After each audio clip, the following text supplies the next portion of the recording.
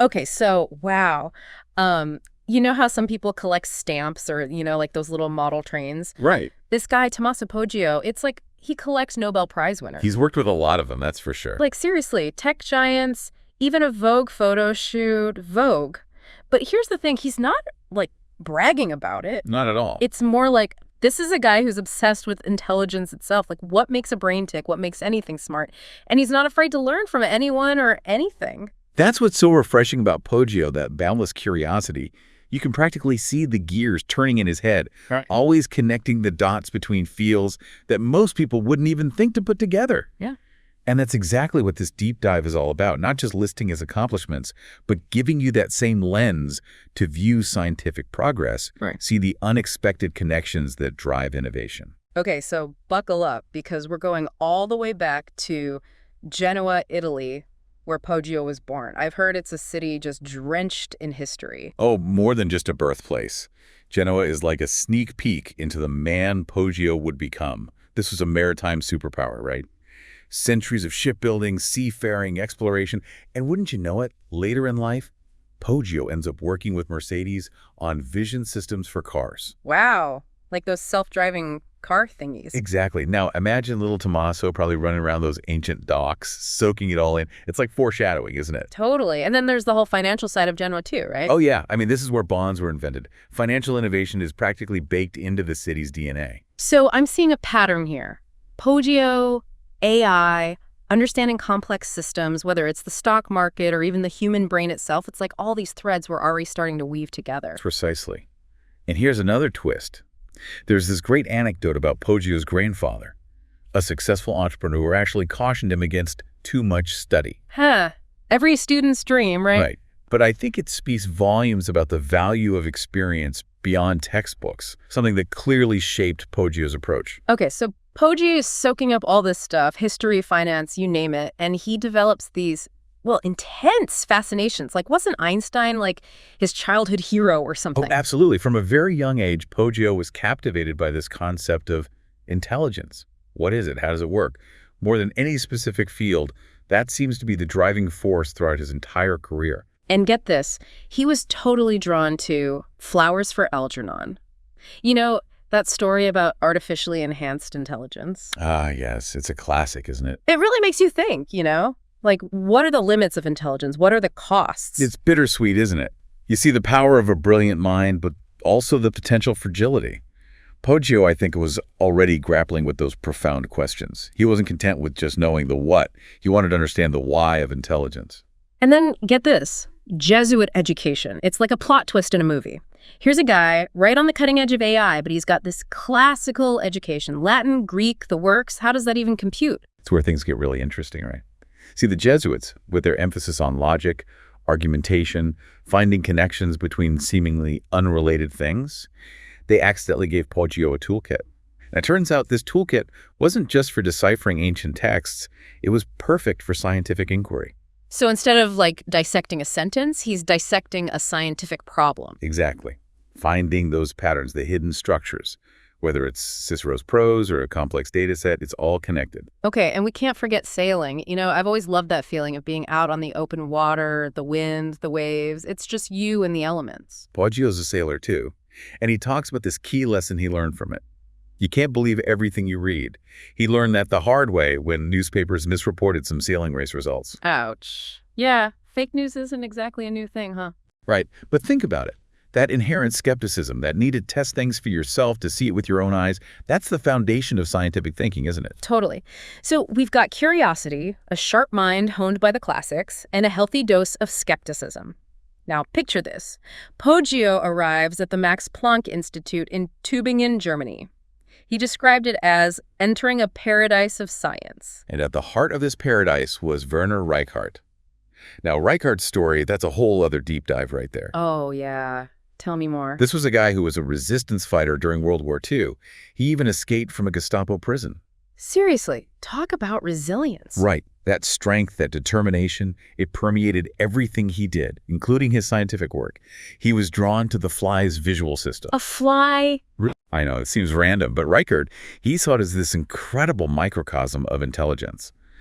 Think about it, a fly's brain, so tiny, yet it can navigate, it can hunt, it can evade your swatter with incredible precision. True.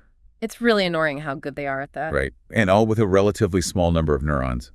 It was the perfect testing ground to understand how complex behavior could emerge from a seemingly simple system. Okay, I'm starting to see the appeal. So, Poggio jumps headfirst into this world of fly vision. Now, I'm more of a word person, not a science whiz, so break it down for me. What was the big idea behind all this fly research? What were they hoping to find? They were trying to decipher the algorithms of perception. Algorithms, like Yeah. computer code in a fly's brain. Essentially, yes.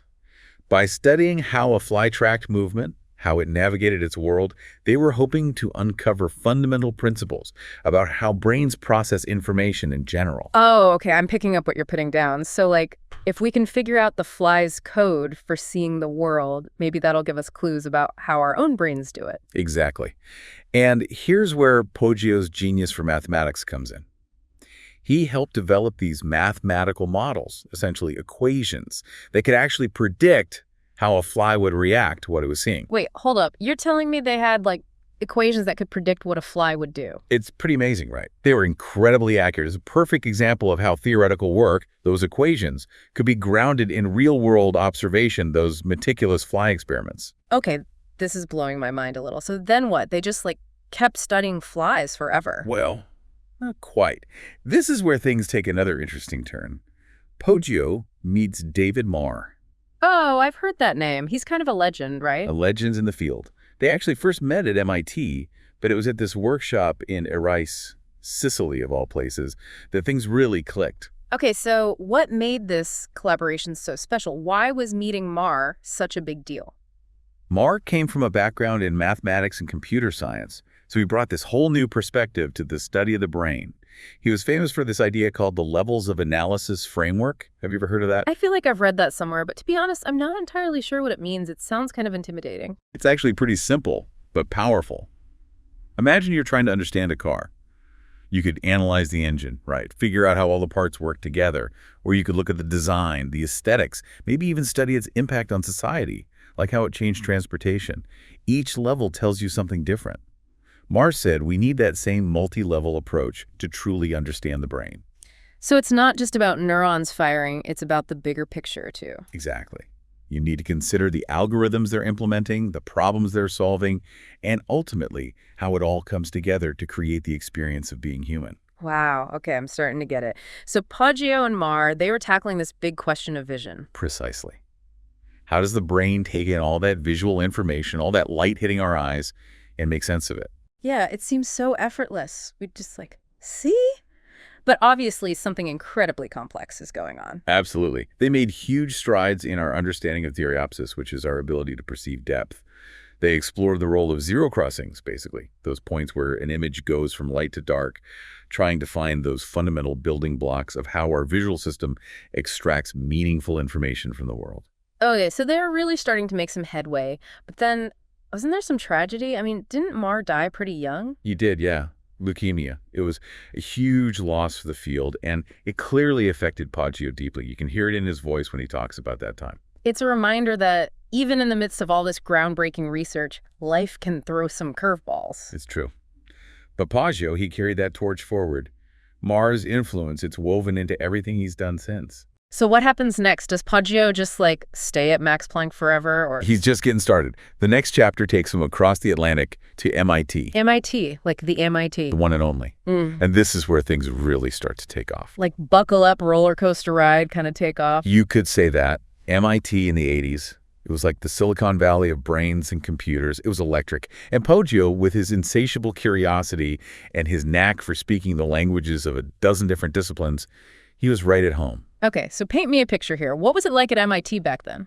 Imagine a place where Nobel laureates are bumping shoulders with tech visionaries, where ideas are flying faster than you can keep up, and where the lines between biology, engineering, and computer science are practically non-existent. It was fertile ground for innovation, a place where seemingly impossible dreams had the potential to become reality. It's giving me serious 80s movie montage vibes. So Poggio's at MIT, the energy's buzzing, and he's About to embark on a period of incredible productivity and impact. Yeah. The MIT years, those were formative, for him and for the future of AI as we know it. So we've got this idea of regularization playing a big role in both brains and machines. Now, going back to MIT for a second, didn't Poggio also start looking at how machines could learn more like humans do, from examples, instead of just being programmed? Absolutely. This was huge. I mean, it was a major shift in AI research, and Poggio was right there on the front lines. See, instead of trying to hand design every single step of an algorithm, the idea was to let machines learn from data. Let them figure out the rules for themselves. Okay, so it's like instead of giving someone a fish, you're teaching them to fish. Perfect analogy. So how does this all connect to object recognition? I mean, because that's another big thing Poggio is known for, right? It's all connected. It goes all the way back to those early days studying fly vision, believe it or not. Wow, really? Oh, yeah. Poggio, he was always trying to crack that code. How do brains, whether it's a fly or a human, how do we look at something and just know what it is? How do we recognize those patterns? Yeah, it seems so simple. Like we just see a coffee cup and we're like, oh, that's a coffee cup. But obviously a ton of stuff is happening behind the scenes in our brains. A ton. Poggio wanted to understand it all. He was after that algorithm, that fundamental process that makes recognition possible. And he's got this knack for bringing in these incredible collaborators, too. I mean, Christoph Koch, Gerald Edelman, David Mumford. These are some heavy hitters in neuroscience and AI. It's like the Avengers of brain science. Poggio, he understands the power of collaboration, of bringing together these brilliant but very different minds. He knows that science isn't about working in isolation. It's about that cross-pollination of ideas, those sparks that fly when you get people from different backgrounds working together. Okay, so let's go back to the Max Planck Institute for a minute. We talked about how Poggio was working with Reichardt, understanding the fly's visual system, but what did those experiments actually look like? Like, paint me a picture. Okay, so picture this. A fly. Okay, got it. A fly. But this fly, it's tethered in place. Can't fly away. Poor fly. Well, not really, because around this fly, they projected this visual scene. And the fly's tiny movements, they get translated into changes in this visual scene. Like if the fly tries to turn left, the scene shifts to the right, making it seem like the fly is actually moving. Wait, so it's like a VR headset, but for a fly? Exactly. A fly flight simulator. That's so cool. So they could control exactly what the fly was seeing and study how it reacted? Precisely. They were like puppeteers of perception. So what did they find out? What kinds of things did they learn from this fly flight simulator? Oh, all sorts of amazing things. They discovered how flies perceive motion, how they track objects, even how they stabilize their flight. For example, they found that flies tend to fly toward small, dark objects. Really? Why dark? You'd think they'd be drawn to light, right? Right, but those dark spots, they provide this stable visual anchor for the fly, helping it maintain its orientation. It's a great example of how even a seemingly simple behavior, like flying toward something dark, can be driven by some really complex neural mechanisms. So it's not just about what the fly sees, it's about how its brain interprets that information and uses it to navigate the world. Exactly. And here's the thing, they didn't stop at just observing these behaviors. They actually built mathematical models to explain what they were seeing. Okay, so they're watching flies in a VR headset, and then they're writing equations to describe what the flies are doing. You got it. And those models, they were surprisingly accurate. They could actually predict the fly's movements with crazy precision. And that's the beauty of mathematical modeling. It forces you to be precise. It translates those observations into this language that can be tested and refined. Okay, so they've got this model of how flies fixate on those dark spots. But what about more complex behaviors like chasing? How do you even begin to study that? They tackled that too. Poggio and Reichardt, they extended their model to explain how flies track and pursue moving targets, like another fly. And get this, their equations, they can even predict the flight path of a fly chasing another fly in free flight. No way. So they basically cracked the code of aerial pursuit, at least for flies. It's pretty close. That's amazing. But I have to ask, how does all this fly research connect back to us? We're not exactly buzzing around, landing on ceilings. That's the beauty of it. The principles they discovered about motion detection, about how the brain processes visual information, they turned out to be applicable across species. So the fly, even though it seems so different from us, it can teach us something about how our own brains work. Exactly. The fly became this model organism, this unlikely hero, helping us understand some of those fundamental mechanisms of vision, including our own. It's like that saying, what's true for the fly is true for the elephant, or at least partially true. But let's talk about motion detection for a second. Poggio, he built on Reichardt's work, and this led to something called the Reichard detector. Now, I know that sounds kind of intimidating, but can you break it down for me? Okay, imagine neurons in your visual system, right? And these neurons, they're constantly asking themselves, is something getting brighter or dimmer? And is that change happening in a particular direction? The Reichard detector, it's basically a way to model how those neurons might be making those comparisons, how they're pulling out information about movement from the world around us. So it's like our brains are constantly creating these mini movies of the world, tracking subtle changes in light and shadow to tell us if something's moving toward us or away from us. That's a great way to put it. And the Reichard detector, it's been hugely influential in neuroscience. It's helped us understand not just how flies see motion, but how a wide range of animals, including us humans, how we make sense of this dynamic, ever-changing world. It's amazing to think that something we learned from studying flies is now helping us understand our own brains. It is, and that's the power of basic research.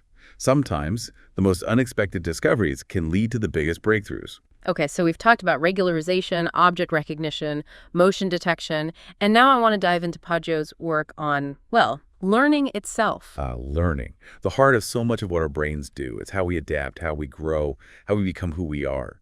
And Poggio, he spent decades trying to unravel those mysteries. And one of the things I find fascinating is how he connects learning in brains to learning in machines. Didn't he develop something called regularization theory? He did. Yeah. It's based on this idea that the brain, when it learns, it's essentially trying to find the simplest explanation for what it observes. It's like a scientist coming up with a theory, right? Yeah. They want an explanation that accounts for all the data, but is also elegant, streamlined. So our brains are like these mini scientists, constantly making hypotheses and testing them against new information. Exactly. And regularization theory, it gives us a way to formalize that process, to understand how the brain uses prior knowledge and experience to make sense of new information. It's like the brain is saying, oh, okay, I've seen a lot of cats in my time, so if this furry creature meows and has 4 legs, it's probably a cat. Even if it's wearing a funny hat. Even then, the brain is constantly looking for those patterns, those underlying principles that help us navigate the world. So regularization theory, it's this bridge between how machines learn and how our brains learn. Exactly. It suggests there might be some common principles at play, some fundamental algorithms that drive learning in both biological and artificial systems. It's like Poggio is searching for the universal language of learning, the underlying code that could one day help us build machines that learn as efficiently and effectively as we do. That's the dream, isn't it? And Poggio's work, it's bringing us closer to that reality. But it's not just about building smarter machines. It's about understanding ourselves, about unraveling the mysteries of our own minds. And that brings us to Poggio's foray into the biophysics of computation. Okay, now that one sounds a little intimidating. Biophysics, computation. What exactly are we talking about here? It's about trying to understand how the brain's physical hardware, those neurons, the synapses, all those intricate connections, how that gives rise to its remarkable software, our thoughts, emotions, and behaviors. So it's like trying to understand how the electrical circuits and transistors in my phone translate into the apps I use every day. That's a great analogy. And Poggio, he really dove deep into this world. He explored how neurons integrate signals, how synapses change over time, how entire networks of neurons work together to perform these incredibly complex computations. It's mind-boggling when you think about it. Our brains are performing all these calculations all the time without us even realizing it. It's true. And it's all happening at this incredibly tiny scale. We're talking about billions of neurons, trillions of connections, all working together in this incredibly intricate dance. And Poggio, he was one of the pioneers in trying to understand the biophysics of it all. One thing I read that just blew my mind was his work on something called shunting inhibition. Can you shed some light on that? Shunting inhibition, it's like a volume knob in the brain. It's a way for one neuron to turn down the activity of another neuron without completely silencing it. It's like fine-tuning the flow of information, making sure the right signals get through the right time. So it's like controlling the signal-to-noise ratio in the brain, making sure those important messages don't get lost in the static. Exactly. It's subtle, but so powerful. And Poggio, he was one of the first to really grasp the computational significance of shunting inhibition. He saw how this seemingly simple mechanism could have huge implications for how the brain processes information. It's amazing how he can go from these big, overarching theories of intelligence down to these tiny details of how individual neurons interact. He's got this incredible eye for both the forest and the trees. He does. And that's what makes him such a unique and influential figure in the field. He understands that to truly unlock the secrets of intelligence, you need to be able to zoom in and out, to see those connections between the big picture and the tiniest details. Speaking of connections, let's talk about his work on learning theory, because that's another area where he really bridged the gap between brains and machines, right? Absolutely. Learning theory, it's at the heart of artificial intelligence, and Poggio's contributions to this field have been foundational. One of his key insights was the importance of stability in learning algorithms. Stability. Okay, so what does that mean in the context of, like, a computer program learning something? Imagine you're trying to teach a computer to recognize cats, Yeah. right? Okay, go on. You show it a bunch of pictures of cats, and it starts to learn the features that define a cat. The pointy ears, the whiskers, the tail. But then you show it a picture of a cat in a costume, like a lion mane. Cute. Right. But a less stable algorithm, it might get confused. It might say, well, this doesn't look exactly like the other cats I've seen, so it must be something else. But a more stable algorithm, it's able to generalize. It understands that even though this cat looks a little different, it still has those core cat features. So stability is about being able to handle variations to adapt to new situations. Exactly. And Poggio showed that stability, it's crucial for good learning, both for machines and for us humans. It's about finding that sweet spot between being flexible enough to learn new things, but robust enough to handle noisy or incomplete data. It's like that saying, be like bamboo, strong and flexible. Perfect analogy. Okay, so we've talked about stability and learning, but all of this talk about learning and intelligence, it leads us to what Poggio calls his magic theory. Now, I have to admit that name, it's a little intriguing, right? It's a bold name for a bold idea.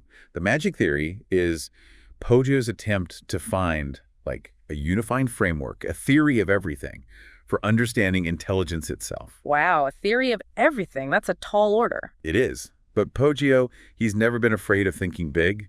His hunch is that the brain's power, it lies in its ability to find what he calls invariances in the world. Invariances. Okay, now I need a little help with that one. What are invariances? Think about recognizing a face.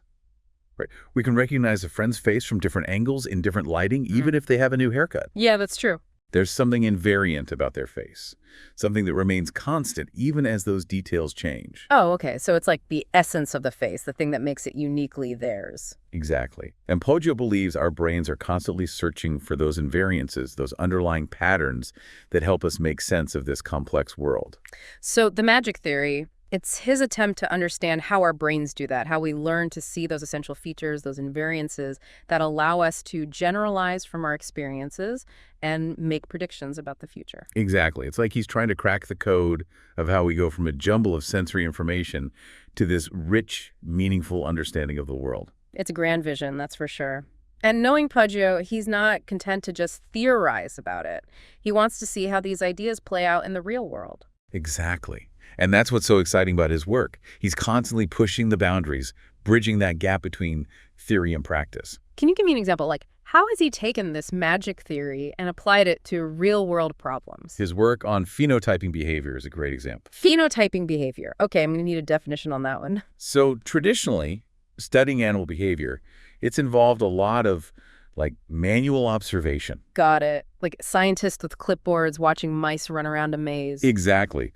But Poggio and his team, they developed this system that uses computer vision and machine learning to automatically track and categorize an animal's behavior. So like a security camera, but instead of just recording, it's actually analyzing what it's seeing. Exactly. They can identify different behaviors like eating, grooming, exploring, all sorts of things with incredible accuracy. Wow, so it's taking something that used to be really subjective, like, oh, I think the mouse is feeling anxious, and making it objective and measurable. Precisely. Mm-hmm. And that opens up all sorts of doors for research. You can study how genes influence behavior, how drugs affect the brain, you name it. It's amazing to think that the same principles used to build self-driving cars could be used to understand the intricate behaviors of a mouse. It speaks to the power of these underlying algorithms, these computational principles that seem to be at work everywhere we look, from the tiniest insect brain to the most sophisticated AI. So we've got this thread of machine learning running through so much of Poggio's work. But it's not just about building smarter machines, is it? It's about using these tools to answer fundamental questions about ourselves. Absolutely. Take his work on genomics, for example.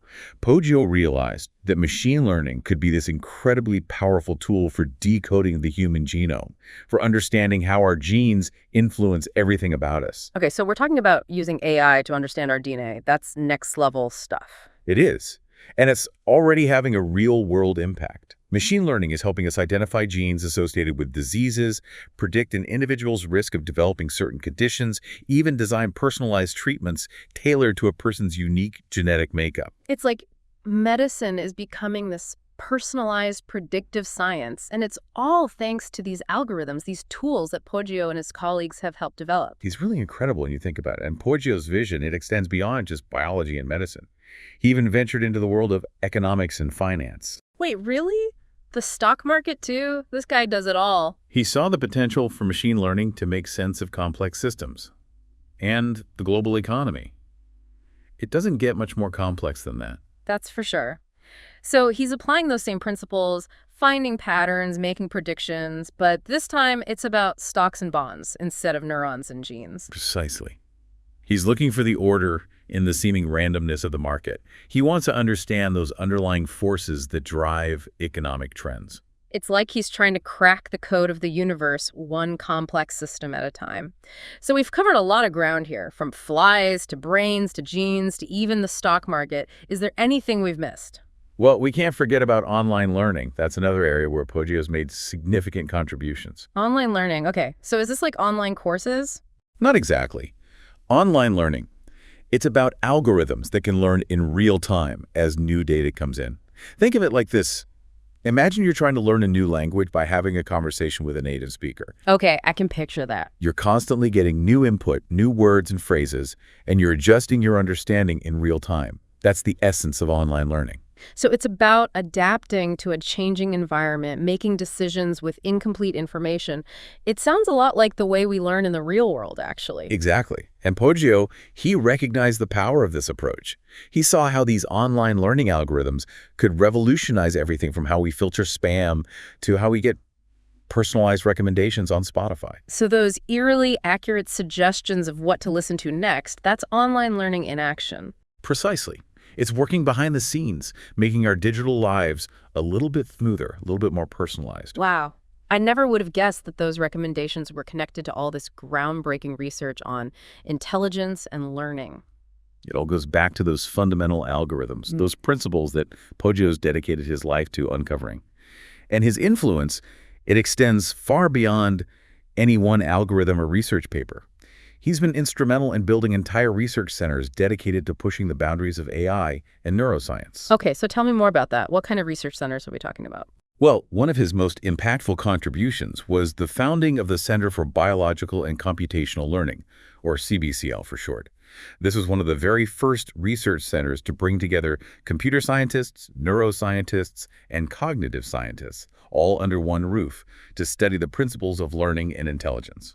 Wow. So it was like a melting pot of ideas, a place where different disciplines could collide and spark new discoveries. Exactly. It was electric. And the CBCL, they made some groundbreaking advances in machine learning, including developing something called support vector machines, which are still widely used today for everything from image recognition to natural language processing. Wow. So the work they were doing at the CBCL back then is now powering the technologies we use every day. Precisely. And that's a testament to Poggio's vision. He saw the potential of bringing together these different disciplines, of breaking down those traditional silos to create something truly innovative. So the CBCL was a huge success. What did Poggio do next? Did he just retire and rest on his laurels? Not a chance. He went on to help establish the McGovern Institute for Brain Research at MIT, which is considered one of the leading neuroscience research centers in the world. Okay, so another powerhouse of brain science. The McGovern Institute, it's incredible. They have researchers working on everything from understanding how memories are formed to developing new treatments for devastating neurological disorders like Alzheimer's and Parkinson's. It's inspiring to see how Poggio's work is contributing to those real-world solutions, to actually improving people's lives. That's always been his goal, to use science to make a difference in the world. But he didn't stop there. He also had a hand in creating the Center for Brains, Minds, and Machines, or CBMM. Okay, another center with a very ambitious name. What's the CBMM all about? The CBMM is about tackling one of the biggest questions out there. understanding intelligence itself. And they're not just interested in human intelligence. They're looking at intelligence in all its forms, from the tiniest insect to the most advanced AI. Wow, so it's like a grand unified theory of intelligence. That's a great way to put it. They're bringing together researchers from MIT, Harvard, Stanford, you name it, to unravel the mysteries of how brains and machines learn, think, and solve problems. It's an incredibly exciting time to be in this field. So it's like Poggio's on this mission to build the ultimate brain, except not out of like neurons and stuff, but out of ideas. That's a great way to put it. He's not afraid to borrow from different fields, to use whatever tools he can find to solve these big, complex problems. And as we wrap up this deep dive into Poggio's world, it really strikes me just how much he's accomplished. Where do we even begin with the takeaways? What makes his stories so captivating? Well, I think one thing that really stands out is his relentless curiosity. This is a guy who's always pushing the boundaries, always asking what if. He's never content to just stay in his lane. He's like a kid in a candy store, but the candy store is like a giant library of knowledge. Exactly, and he devours it all. But beyond just being curious, Poggio understands that the most interesting discoveries often happen at those intersections, those points where different fields collide. He's a master connector. Like, he sees the connections that other people miss. And he's not afraid to reach out to the best and brightest minds to build these incredible teams. That's so true. He's a brilliant collaborator. He knows that science isn't a solo sport. It takes a team, and a diverse team at that, to tackle the really big challenges. And the thing is, he's not content to just theorize in some ivory tower. He wants his work to have real-world impact. Absolutely. Whether it's developing algorithms that power our digital lives, or using machine learning to decode the human genome and advance personalized medicine, Poggio's work is a testament to the idea that science can change the world. It's like he's taking these complex ideas about intelligence, about how brains work, and he's finding ways to make them real, to turn them into tools that can solve real-world problems. Precisely. And that's what makes his story so inspiring.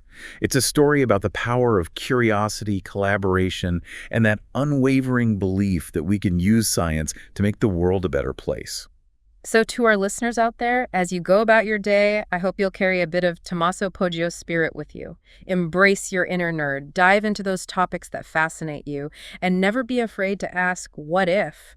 You never know where those questions might lead you. And don't be afraid to connect with others, to share those ideas and passions. The most groundbreaking discoveries often happen when we bring our diverse perspectives together. So keep learning, keep exploring, and who knows, maybe you'll be the next Tomaso Poggio. And that wraps up another deep dive. We'll be back next week with another fascinating story from the world of science and technology. Until then, keep those brains buzzing.